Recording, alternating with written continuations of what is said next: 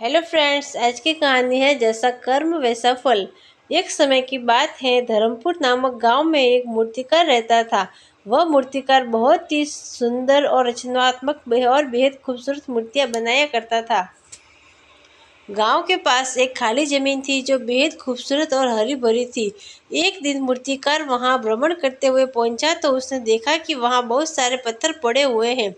मूर्तिकार के मन में विचार आया कि क्यों ना इन बेकार पत्थरों को तराश कर सुंदर मूर्तियां बनाई जाए। बस फिर क्या था, मूर्तिकार लग गया काम में। अब मूर्तिकार रोज उस जगह पर आता और मूर्तियां तराशने के काम में लग जाता। समय बीतता गया और मूर्तिकार ने एक सुंदर भगवान की मूर्तियां बनाकर तैयार कर दी। गांव में भी यह खबर फैल चुकी थी कि मूर्तिकार ने बहुत सुंदर मूर्तियां बनाई हैं। बस अब तो लोग दूर दूर से उसकी मूर्तियां देखने के लिए आने लगे। कुछ लोगों ने मूर्तियों के समक्ष दान राशि चढ़ाना शुरू कर दिया। धीरे धीरे मूर्तिकार की आमदनी होना शुरू हो गई। एक दिन मूर्तिकार के मन में विचार आया कि क्यों ना एक मंदिर बनाया जाए। मूर्तिकार ने एक विशाल मंदिर का निर्माण भी कर दिया और मूर्तियों की स्थापना वहां कर दी। अब तो मूर्तिकार बहुत प्रसिद्ध हो चुका था। देश विदेश में उसकी कला की ख्याति होने लगी।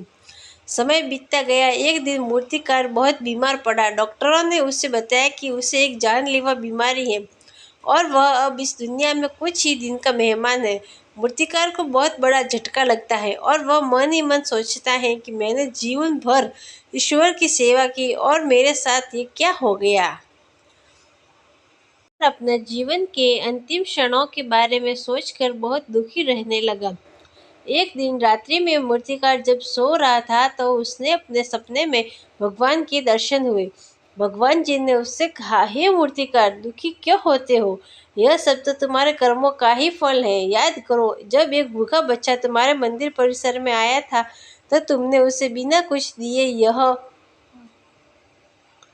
कहकर भगा दिया कि मंदिर बंद करने का समय हो गया है। याद करो, जब एक गरीब बेहाल माँ अपने छोटे से बेटे को गोद में लेकर तुम्हारे पास आई तो तुमने कैसे उन्हें धुतकार कर बाहर भगा दिया। याद करो कि जब तुम्हारे पास एक भूखा कुत्ता रोटी के लिए आया तो तुमने कैसे डंडे से मार मार कर उसे भगाया था। हे मूर्तिकार, तुमने कभी भी मानवता नहीं दिखाई, जबकि मानवता ही सबसे बड़ा धर्म है, ईश्वर की सेवा से भी। तुम्हें तो अपने कर्मों का भुगतान करना ही था, जैसी करनी वैसी भरनी। मूर्तिकार सपने से जागा तो उसे एहसास हुआ कि उसने कितनी गलत कर्म किए हैं। अब उसे पता चल चुका था कि उसकी ये बीमारी उसके कर्मों का ही फल है।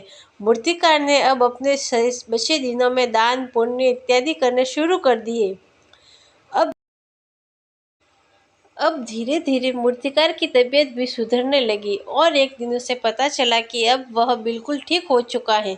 उसके लिए यह किसी चमत्कार से कम ना था और इस तरह से मूर्तिकार ने हमेशा दूसरों को मदद करने का निश्चय किया। लास्ट में हमें यही शिक्षा मिलती है कि दोस्तों, हमेशा दूसरों की मदद करनी चाहिए, कभी किसी गरीब को नहीं सताना चाहिए। आप मेरे चैनल को लाइक करें, सब्सक्राइब करें एवं शेयर करें। धन्यवाद।